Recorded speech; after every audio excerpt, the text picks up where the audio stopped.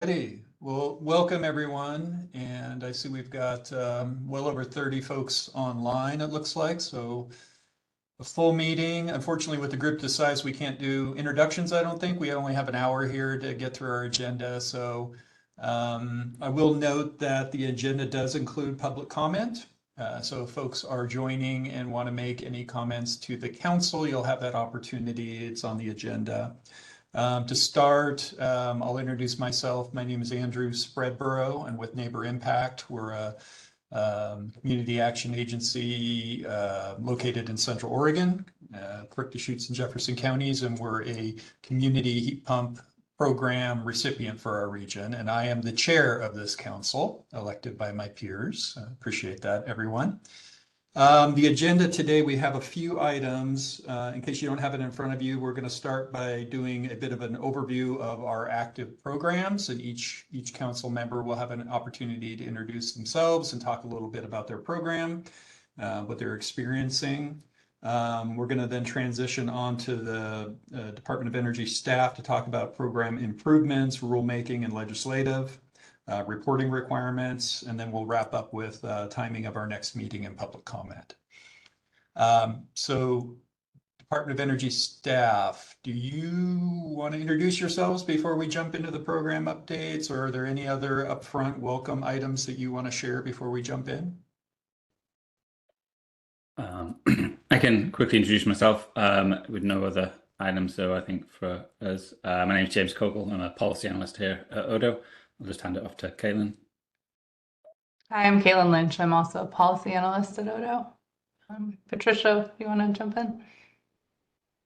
Patricia Phillips, and I'm here to help with the webinar. If you have any needs, just let me know in the chat. Thank you. And thanks. And yeah, Patricia, let me know if something pops into that chat that you think we need to be aware of. Feel free to jump in. Last thing I'll note is this is our first meeting. So if we're a little bumpy and unsure of our process, bear with us. We'll try to refine this over time.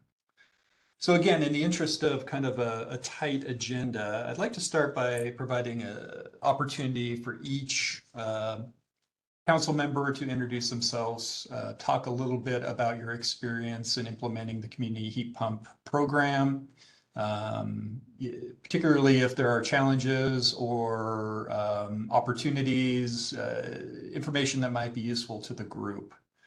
So I'm just going to call on you guys rather than wait for volunteers, and I'll just kind of work through in order. I'll go last, perhaps. But let's start with, I think we have Molly from Earth Advantage on. Molly, do you want to introduce yourselves and share a little bit of information about what you guys do and your geography and so forth? Sure. Can you hear me okay? Yes. Great. Yep, my name is Molly Hatfield. I use she, her pronouns, and I'm the Senior Climate Justice Program Manager at Earth Advantage. We are currently administering the Metro region, the Mid-Valley region, and the South Valley Mid-Coast region. And the way that our program is set up is we work through who we're calling installation partners, who are either community-based organizations, community action agencies, local utilities, local governments who are actually in those areas who do this work, this type of work already, and can stack these incentives ideally on top of other work that they are doing for priority communities. So we've set up a pretty intuitive form system around requesting rebate reservations and then payments after the fact. We do a lot of review of documentation and paperwork and priority. I'm not quite sure what specific information would be useful for folks around here, so I'm happy to dive into more details around this, but perhaps I'll just leave it there, and then if there's any particular element that folks want to learn more about, we can circle back and I can go into more detail. Thanks, Molly. I just have a quick follow-up question. Are you providing only rebates or do you do upfront grants, or how do you structure the payments? We do both. So it really does depend on our partner. Most of our partners have chosen a rebate system where they will request a reservation of funds, do the project, and then we review the projects and reimburse after the fact. We do have currently just one partner who's doing the advanced system, where they request a chunk of money up front, and then as they deliver projects, they reconcile those projects as they go. Understand. Okay. Well, thank you. So let's keep moving through, but yeah, I'd like to also hold time if council members have questions for their peers about specific operational details. This is your time to ask, so don't be shy. Okay, next up on my list, we have Mid-Columbia Community Action Agency, and Casey, looks like you're on the call, so hello. Hello, I'm Casey Buckles. I am actually the Utility Assistance Program Manager for our agency, but I wrote the grant for our very small weatherization team, and I am the administrator for that grant at our agency. We do not have this run as a rebate program. It is run in tandem with our other weatherization grants. In our area, we have a very high need for weatherization and very low funding. We are the lowest funded community action agency in the state. We have a 4-year waiting list for weatherization. So this grant actually helps us complete a few more homes a year, which is really, really helpful.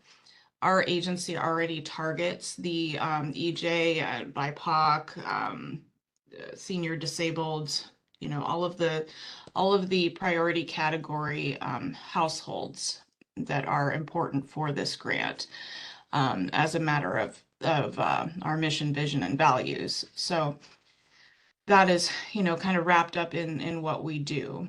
And also, households have to be low income in order to qualify. So we don't have an issue there with eligibility. So we run it in tandem with that. And then when my weatherization program manager has a job that is providing equipment that falls under the guidelines for the CHP program, he will, you know, allocate whatever the grant specifies for that unit. So if it's a lower efficiency, lower end on the efficiency, he'll do the 4,000. And we've had a couple that were a lot higher and able to do the 7,000 recently. So we had a pretty slow start and then another slow quarter, but I think to date we've completed about 5 different projects with that. But we also have extremely low contractor engagement in this area. So we fight that as well as funding. And just for context, your region, Mid-Columbia's Wasco, Hood River, And Sherman counties. Sherman counties. Yeah, it's identical to the service per area for the grant that we're administering. Great. Okay. Well, thank you, Casey. Appreciate that overview. Thanks. And then we have Elena on the call as well from the Lake County Resource Initiative. Hi, Elena. Good morning, everyone. Can you hear me okay? Okay, Yes. my microphone wasn't working my last meeting, so I just want to make sure. Elena Coleman, Energy Programs Manager for Lake County Resources Initiative. We serve South Central Oregon, which is Klamath and Lake counties with this program. Oh, my yippee puppy in the background. Give me 1 second here.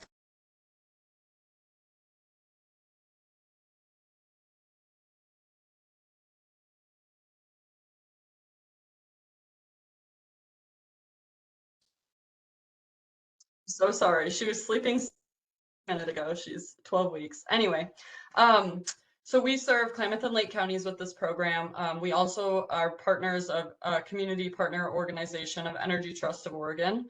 And so we're able to serve Lakeview proper with Energy Trust and most of Klamath County. But unfortunately, Lake County is over 8,000 square miles, and most of Lake County is not Energy Trust territory. It's mid-state or Surprise Valley Co-op utility territories. And so we've been able to plug in with this program and serve some of those North Lake low-income residents with heat pumps.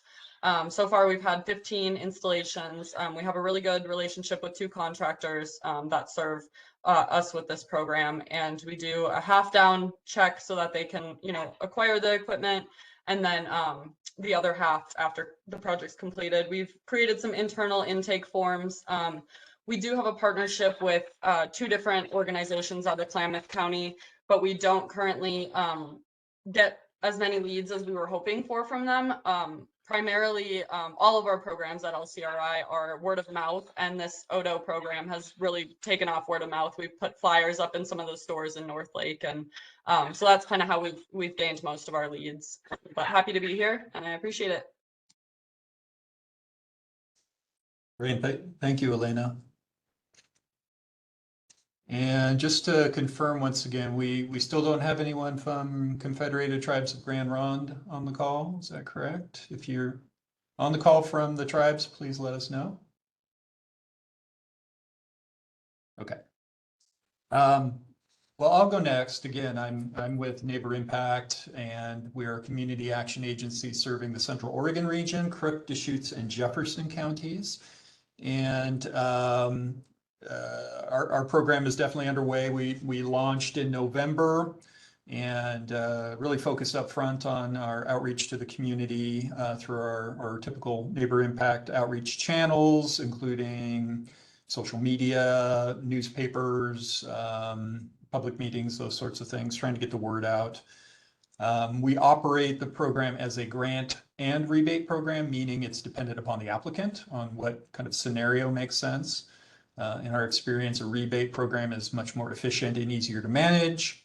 However, understanding our efforts to prioritize environmental justice communities, our decision was to make grant funds available as well for those folks that need that incentive payment to make their project work financially. We wanted to make sure that those funds were available up front. And so, to be honest, a really large majority of projects were grant oriented, meaning the applicant, in partnership with their HVAC company, would apply jointly for funding. We would make a conditional award, enter into a very brief agreement with the owner and the HVAC company that laid out the kind of the terms on who's paying for what and how it all works, and the requirements for the heat pump make, model, so forth, ensuring that they met the efficiency standards, at least the minimum standards. And after the installation was completed, we would make the grant payment directly to the contractor, with the homeowner being responsible for any additional costs. And so that approach has worked well, I think, in terms of structure. Our HVAC companies that are engaging in this program, I think, quickly learned and understood the process. And so once it was in operation, I think it's gone fairly well. We have an online application. It's closed right now because we are fully obligated in terms of funding. But we received all those applications on an online platform, which made our process fairly easy to manage. In terms of inspections, we have engaged Neighbor Impact's weatherization program to provide inspections, not on 100% by any stretch, but on a sampling of projects to make sure that they were installed to specifications. We also have a kind of a homeowner check off that what was installed is working and was according to the specifications as well. I mentioned that we're fully obligated. We have 47 projects approved, and we expect to be fully spent with our projects fully implemented sometime in July or August. So in general, the project's working okay. I'd say I'll note, none of my peers kind of talked about challenges. one of the I guess a couple of challenges that we were faced were in our region, maybe different from what Casey described. We had a very high interest among our HVAC providing community, and that was great. They were actually probably our most effective outreach mechanism, where as they worked with folks who were interested in heat pumps, they would promote the program as a way of making projects viable. And so, well, that was very effective in getting the word out. It also built up a really large demand because the HVAC companies were sharing the information, and there were a lot of applicants interested. And so it did create a very high volume of applicants. It created issues around communication with those contractors. Limited funding means we couldn't fund all of those projects, and there was probably a little frustration among contractors in terms of projects that they wanted to get into the queue and get approved. So I think, you know, in a second round, we'd really want to problem solve around that, how we can make sure that we're working more effectively with our HVAC companies and that we're not building up too much expectation on funding, given the kind of the limited nature of the funding. The other challenge I think we've run into is we certainly acknowledge and recognize the environmental justice kind of priorities for this funding, and we agree with those principles. We found that for a lot of the lower income households, the $5,000 to $7,000 cap on the payment, the grant award, was in many cases not enough to make the project viable, meaning that high efficiency heat pump installations could cost $25,000, $30,000. Many were less, of course, but the more efficient the system, the more expensive the project. And so even with a $5,000 to $7,000 grant or rebate, and even coupling with other incentives, often the just kind of the out-of-pocket amount was too high for those lower income households. And I think that screened a lot of those folks out. And this, again, was part of the priority population we're intending to serve. And so, again, I think if we are going to engage in a second round of funding, or if there's additional funding coming to the region, we want to explore opportunities to create more opportunities for some of our lower income homeowners to seniors, fixed income households to qualify for this incentive program. So just noting those two issues, I guess.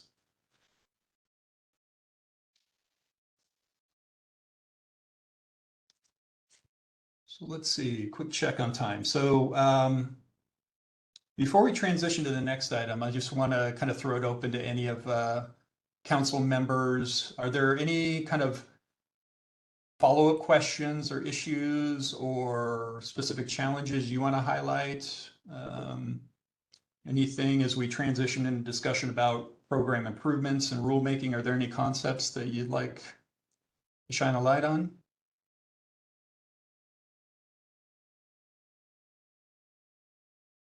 Go ahead, Elena. I just want to second that it is really difficult to stay within that price cap for us. We are Lakeview and Klamath are very cold in the winter. We get a lot of snow, you know, we're up in the mountains. And so it's really important to have those high efficiency hyperheat heat pumps. And that's been a big challenge for our organization. So you're saying the incentive amount maybe is not high enough to meet the needs for those higher efficiency? Correct. In some cases, we've had to, you know, work with our contractors to figure out how we could make it a little less expensive. And then also, you know, the price cap is the 7,000, and then there's room for electrical upgrades. And so I'm very thankful for that, because without that kind of wiggle room for the electrical upgrades, it would not be viable at all. A lot of these homes need the electrical upgrades in order to allow for the new heat pump system. So Okay, great, thank you.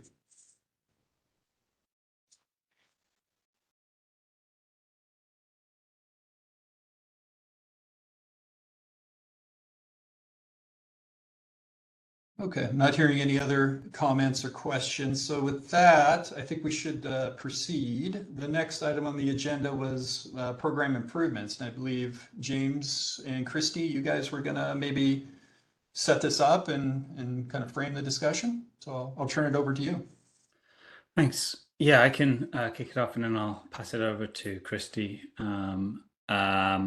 So a summary of the proposed rule amendments was circulated as part of today's meeting materials. I won't kind of go through that. I will highlight one of them was not necessarily a proposal, but it was a topic we were looking for feedback on, was kind of the rebate cap.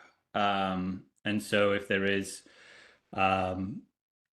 some figures that people have that they would want to either highlight today or submit by email, that would be great. We'd love to get some feedback on those caps. I've taken some notes today, but it'd be great to get some figures as well.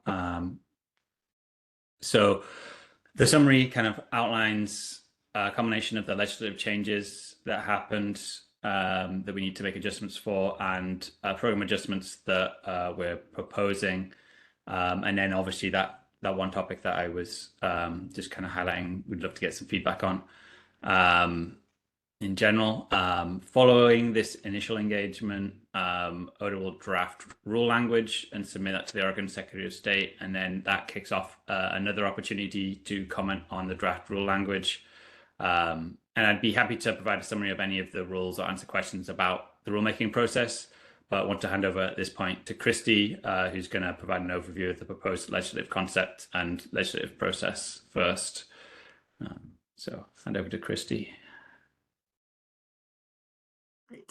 I'm like almost done responding to a question in the chat. Elton, I'm getting to you. As soon as I get a chance to press send on that and add a link, I'll get that in there.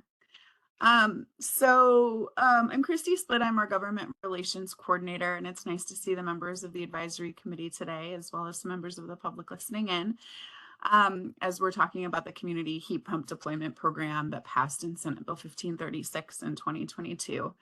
So I wanted to specifically talk about kind of the legislative space on this particular program. And I'm sure, as many of you know, there's two places where the legislature can weigh in on this program. One is that the legislature can increase funding for the program, or extend funding, if you will, by putting more state dollars in to continue the program. The other thing is that they can make legislative fixes through statute, through legislation, if we decide that we want to make those. And so I want to share some updates on those two legislative sort of processes right now, and really want to hope that you listen carefully and let us know, what legislative fixes you'd like to see, as well as perhaps if there's any thoughts on what's happening on the budget front. So last week on April 30th, the agency had to turn in both budget and legislative concepts for consideration during the 2025 session. So this session doesn't start until all the way in January, but state agencies have to start that process. We actually started our process in January and kind of are continuing it this spring. So right now we have sort of our full legislative concepts, and we have a prioritized list of budget items submitted to the governor's office for their consideration. And then the governor's office will decide what we can include in our agency recommended budget and what legislative concepts we can move forward and continue working on for the rest of this year. We don't exactly know when we'll get the green light on moving the concepts forward, whether they're budget or legislative concepts. So for now, we're just getting everything organized and making sure we're ready for that green light if we do indeed get it. I want you to be clear that, or hear from us, that we have included stable funding for this program from state funds as one of our budget items. We've also included a legislative concept to make changes to both of our heat pump programs. Our rental home heat pump program, really, we're just looking to lift the sunset on that particular program. It has a sunset on it. This program does not. That program would end by statute at the beginning of 2026. So on the budget side, I want to make sure everybody knows kind of what we know about the state budget next year. everyone's expecting it to be what's called a tight budget, which means essentially sort of flat, like there's not extra money to spend. And in fact, we'd had a fair amount of sort of extra or unexpected money to spend both of the last 2 legislative sessions. So we're not necessarily predicting to have that dynamic again. And we've certainly been the beneficiary as, you know, folks who care about energy and climate of additional funding due to those extra funds over the last few years. So heat pumps are generally considered one-time funding, which means they're kind of treated as like a nice to have by folks who make decisions about state budgets versus a must have. So I want to put that out there, but then I also want to remind everybody that the state also just set in statute a new goal of 500,000 new heat pumps installed by 2030. And that's going to take a lot of money to get that done, not a retraction of existing programs, right? And then there's also clear interest in both heat pump programs from the public and from contractors. So I think that will be helpful. And then the cooling needs study that our agency was tasked to do was released last year. And several legislators have kind of glommed onto and really see that there's a clear need for programs like this from a public health perspective, particularly for low-income populations. So we're hopeful that the governor will move forward both the legislative concept that will allow us to make changes to both programs and move forward funding to continue both programs. But just want to make sure you kind of know the landscape that I'm seeing and hearing about, just to set expectations very clearly, and also make sure you know that you have a voice too, and you can reach out to legislators, you could reach out to others that you work with that work in the advocacy space to kind of build support for continuing these programs if you would like. At this point, we can't really do that, and it's possible we won't even really be able to advocate on these programs if they are not greenlit. So I just want you to know that that could happen, which will be frustrating for me, trust me, but could also be frustrating for those of you listening in on the call too. On the budget front, one other piece of really important information is that DEQ, in partnership with the Oregon Department of Energy, included $12.6 million for the community heat pump deployment program in a competitive climate pollution reduction grant application that went in a couple months ago. So it's competitive. We haven't heard back yet. We're seeing that with a lot of the competitive grants, we get sort of a reduced amount versus what we've requested, just to set that expectation there. One thing that's really interesting, and we don't need to talk about it today, but if the grant comes through, I'll come back to this group and really want to talk about this, or the right folks will come back to this group and want to talk about this. But it includes $8 million for new construction and sort of $4 million to continue existing work. So it's really interesting. They kind of put the money in that way, which, you know, might really change who wants to participate, how that would work. So if the application is accepted and we still have that kind of carve out within this program for new construction, expect that to be a future topic of conversation. So before I move on to the legislative concept, that was a lot about the budget stuff. I'm happy to answer any questions if anyone has those. And I'm seeing there's a comment here already.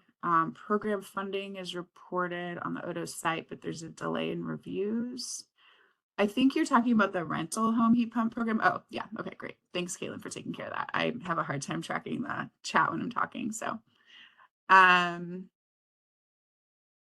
anybody have any questions from the advisory committee on budget before I move on?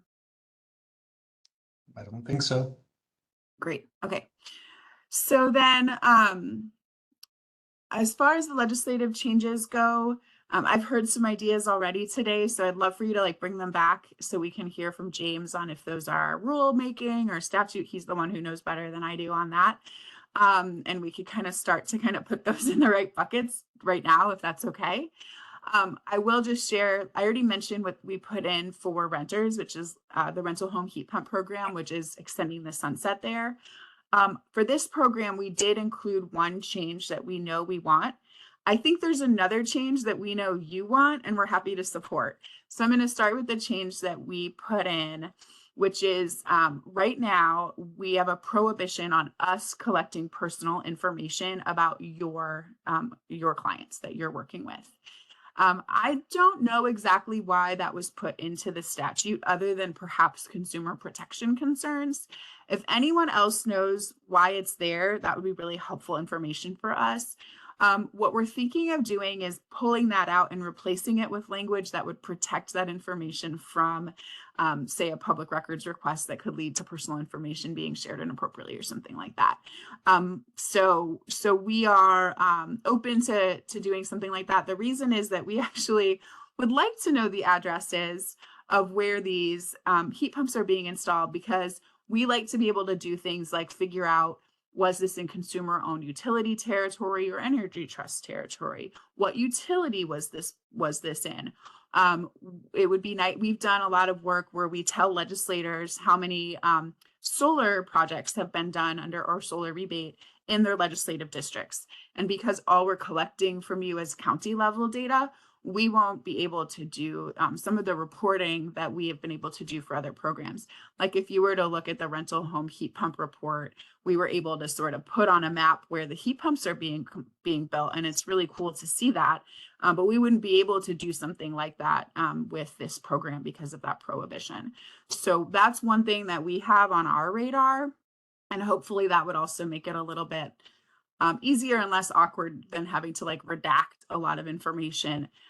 If you knew, you could hand it to us and we would be protecting that information just as you would. And then I'd also just share that we collect personal information about people for solar rebates and for the rental home heat pump program.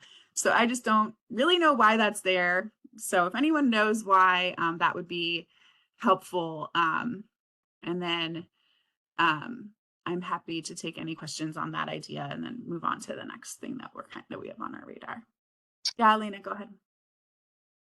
Yeah, that rule has been really frustrating for me because in the beginning I didn't know that, and so we were trying to, send information to you guys, and we were being told to redact all the information. So I've come up with a process to completely redact all the information, just using the first and last initials of the client. And so I guess my question is, would I have to go back through and like redo all of those final project reports, or it would just be going forward. Going forward. Okay, thank you. Yeah, and it wouldn't be in effect until the legislation passes. So we'll actually have a solid year plus of data where we can't do the reporting we'd like to do, and that's fine. We accept that. Okay, I appreciate the we didn't see it coming until literally somebody asked us, a utility asked us, can you tell us like how many heat pumps are being installed in our service areas? And we realized we'd have no way of doing that. Okay, thank you. It just recently came up. Yep. Thank you. All right, anyone else?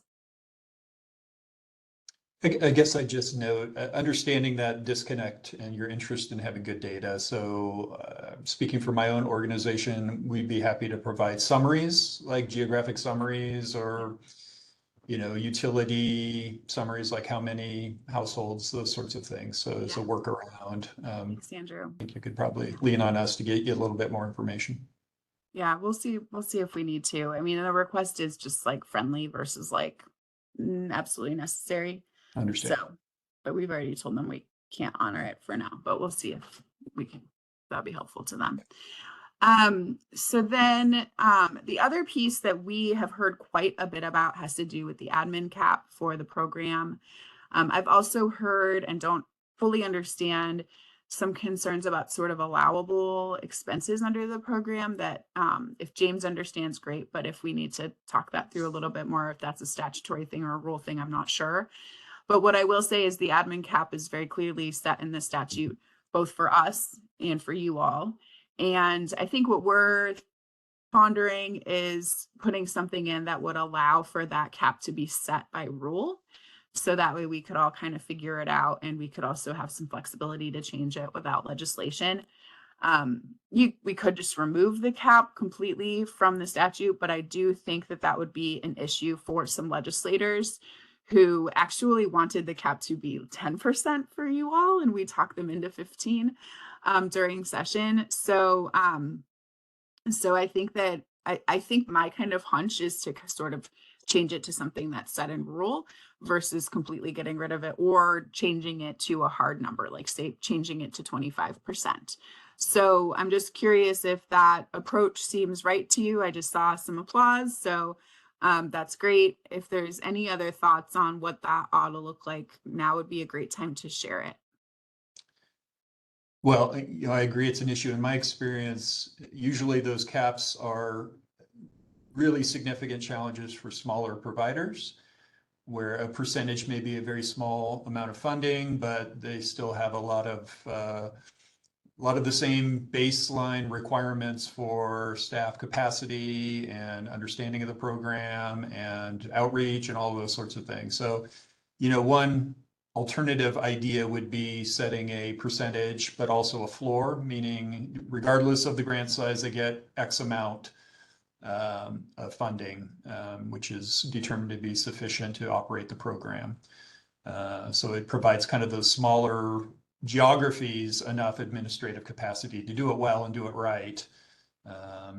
When percentages of very small amounts of money often aren't enough to fully deliver the program. That's a really good point. Molly, go ahead. Yeah, I just wanted to echo that, that the admin dollars have been an issue. I mean, as Odo is aware, with us kind of bringing on installation partners. So we really do support more flexibility around it. I think that that's a really excellent tack that you're taking. And I think it would solve a lot of issues that we are running into currently.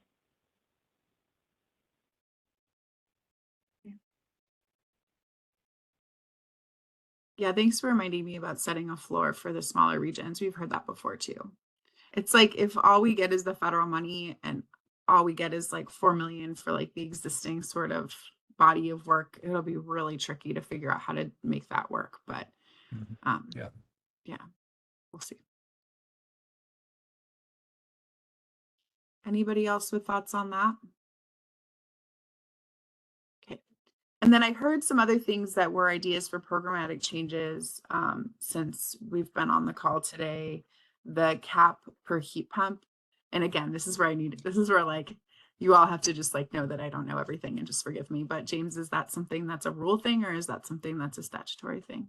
The cap for the heat pumps is a rule piece. And so one of the topics was obviously the statute encourages us to prioritize higher efficiency heat pumps. And so as kind of Elena was saying, like in her region, the higher efficiency heat pumps cost more. That's what we're hearing.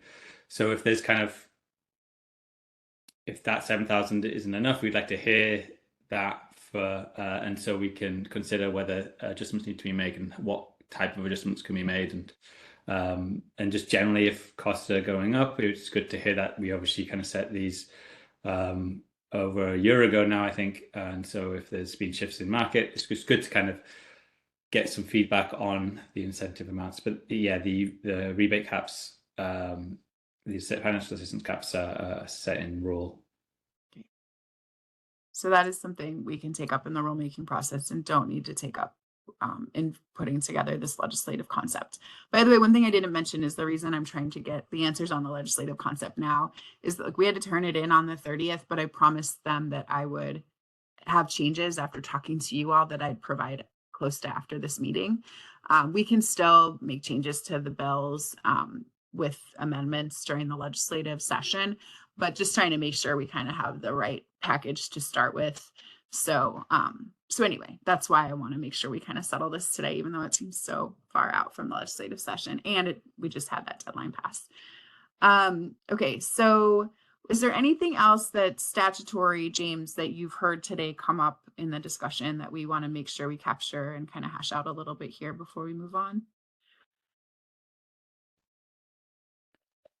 No, I think that the admin costs, I think the type of eligible costs for admin is something that we've described in rules. So again, I would say if there's feedback people want to give about eligible costs, please let us know. Great. I just have one question about statutory versus rulemaking. I know well, I guess I don't know. I wonder where the requirements around environmental justice communities originate. I'm imagining that's in statute, that's kind of a Just the Okay. prioritization of them piece. That's in the statute, yeah. The prioritization of people who either like don't have heating or cooling or who have electric resistance, or that's in statute, as well as the prioritizing the environmental justice communities. Okay. Yeah, and again, I only ask because I certainly think those are important, and I'd like to find ways to maybe strengthening the prioritization to ensure that our lower income communities are successfully engaging with the program. So I don't have a specific question, but I guess I'm thinking that maybe does not fall under the legislative changes, and perhaps that could be something explored in rulemaking. So. Yeah, the definition of environmental justice communities certainly includes low income populations, as well as rural. It's very broad. So I think it's just a matter of like, if you're feeling like it's not a fit, like, let's talk about that, because my guess is it is a fit. It is a really broad definition. Yeah, no, I understand that. Yeah, I just feel like within that definition, there's a lot of subcategories: seniors, Right. disabled community, rural, what have you. Understand all of those different elements that go into the overall environmental justice kind of structure. But again, I feel like a real key to that is the low income, I guess, perspective within there. And it really ties a lot of those environmental justice categories together. And again, if there are barriers to low income households accessing the funding, then we're not consistently meeting those, the intent behind the environmental justice priorities. And so I just want to, again, perhaps in the rulemaking, maybe not in the statutes and within the legislative process, look for ways of really improving access for low income households. That's my only point, I guess. And Yeah, so. that is a really good point. One thing that's on my mind about that, and then I'm happy to turn the page and give up my time here. But one thing that's on my mind with that is we do know those federal rebates are coming, and they are for that we've been talking a little bit about in the chat, the Inflation Reduction Act, homes in here, or home energy rebate programs. Those programs will have a lot of funding, $114 million for the state, with an emphasis on low income and an emphasis on stacking. So they're like, we want you to go find all the money and put it together to try to make these as affordable as possible for folks. So we will be able to take funds from this program and funds from that program. And since they're both going to be our programs to some extent, I'm hopeful that we'll make it really, hopefully, easy for folks to grab that additional funding to plug together. So just know that that's coming, but I think that will really help with the problem.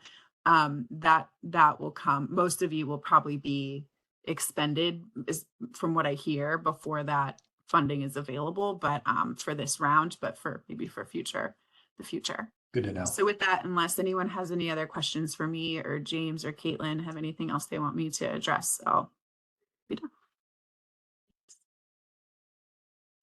Not seeing any more questions. Well, thank you, Christy. Really appreciate your overview and the work you're putting into this. And let us know, please, if you have any follow-up questions or need additional information before you submit your concepts. But I'm not hearing any objection from the committee to continue on. So I think you're fine. Thanks. Okay, so we're a little behind schedule, not by much. But next up, we have, I think Caitlin was going to talk about the reporting requirements. So Caitlin? Yeah, thank you. I'll try to get through this quickly. So this should be familiar to everyone here, but we wanted to provide a quick reminder that annual reports will be due in a few months, so by August 31st, and that should include data from July 1st, 2023 through June 30th of this year. And we also wanted to show you a little bit of the data that we'll be asking for. This was included in each of your performance agreements, but we've reformatted and reorganized a bit. So last week we shared information with you, including a 2-page document with the information I'm about to share and the workbook that we're asking you to complete. So let me share my screen quickly.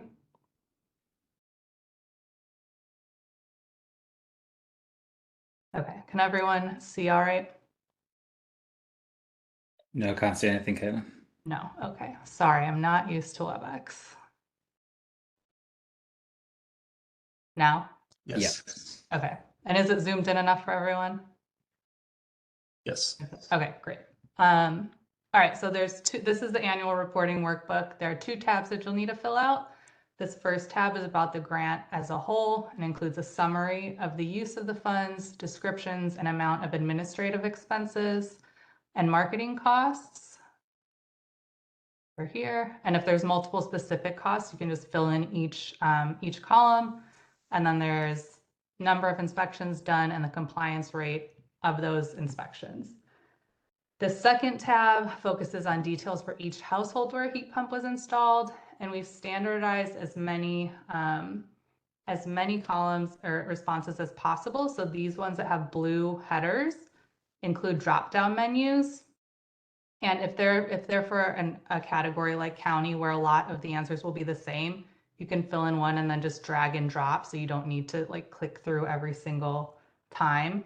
And then for categories where there might be multiple responses, we're unable to select multiple in one list. So you can, select one if a household's a tribal community and there's also seniors in that household, just, you can do one for each column. And then there's also a couple columns that will autofill here. So you don't need to do anything there. And it's really just like total amount of assistance and then remaining costs for homeowners.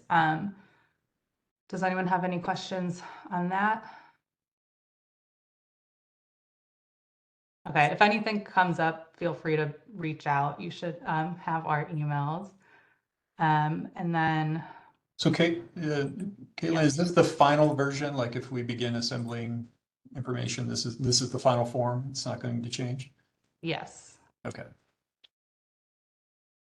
we will not, Wondering that too, so thanks for asking that. yeah. We said we're gonna stop changing it, so we made a decision, it's final, so you should be safe. The other reminder is quarterly/update reporting is due next Wednesday, May 15th, so a week from today. And this is much simpler from the annual report. And all of you have done this at least once before. This time we just have a spreadsheet for you to fill out instead of the Word doc, and it's the exact same questions, just again, reorganized a bit. Any questions there?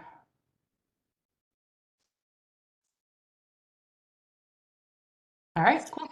Is Oh. this going to be like the final change for the reporting style? Yes, that's what we're anticipating. We are since the program's growing, we are, trying to standardize everything so that, everything we get in is the same instead of different. We know you all likely have different ways of tracking everything. So this is us standardizing the program. Right. And if you have any questions about this, need any help, feel free to reach out. We are available. But Thanks. for now, yeah, no problem. Thank And you. all right, I'll pass it back to Andrew. Okay. Okay, folks, if you have questions about reporting, I'm sure Caitlin can answer those offline. And thanks for the overview and the reminder on that. And seems simple enough. So given that we're a little bit behind, I'm going to shift to the public comment portion of the agenda. Again, I know we've got a lot of folks on the call here. So I don't know, Patricia or James, if there's a format you have in mind here for managing this via video conference here, let me know. I guess if anybody has an interest in providing comment, to raise their hand, and we'll ask Patricia to take them off mute. And if you're on the phone, I believe it's *3 to raise your hand. So we can manage that, and Patricia will just take them off mute as they, in the order that they raise their hand. Okay.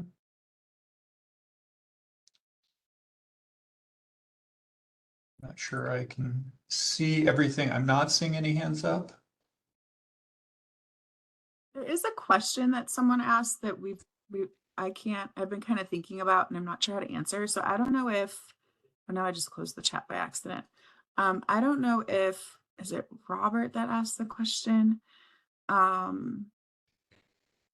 Robert Witzel, if he's still on and wants to raise his hand to help us better understand the question. He wants to know, what would it look like to see support for those that have heat pumps that have failed from this type of programming? I think I get it, but it might be helpful if he's still on and wants to. Yeah, perfect. Robert, can you tell us more about what you're thinking? And we can see, I think advisory committee members might be the right folks to answer that question. Go ahead.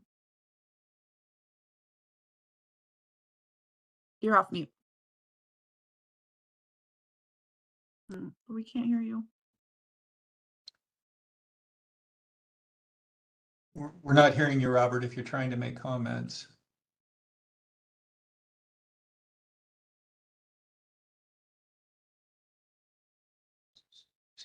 Maybe just based on the question in the chat, if anyone has thoughts, like what are you planning to do if you hear that a heat pump has failed after you've supported it with a rebate? Oh. I'm assuming it's an equipment failure type. Let's just assume equipment failure here. I see. Yeah.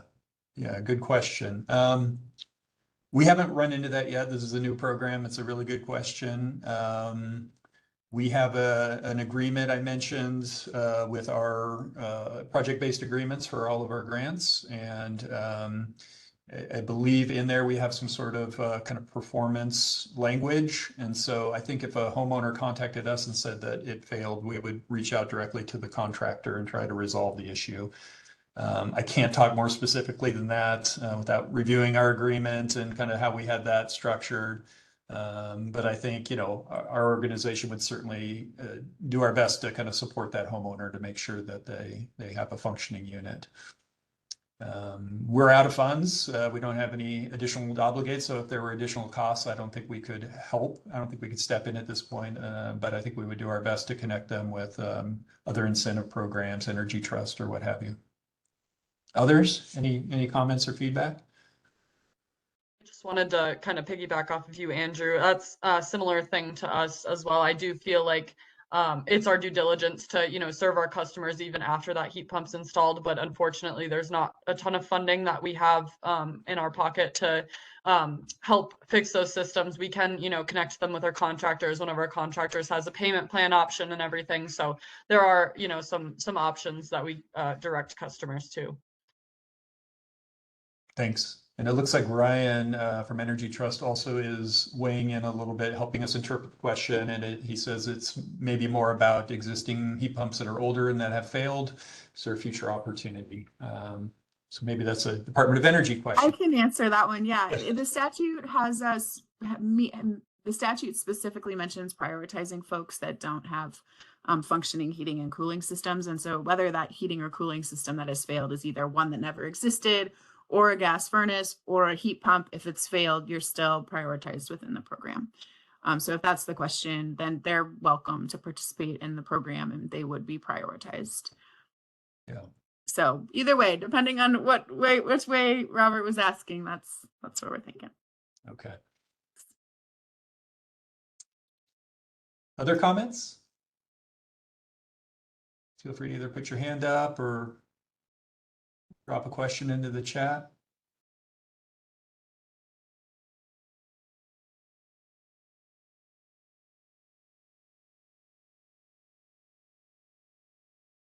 Okay, I'm not seeing any, but thank you everyone who attended, and hopefully this was good information for you and interesting.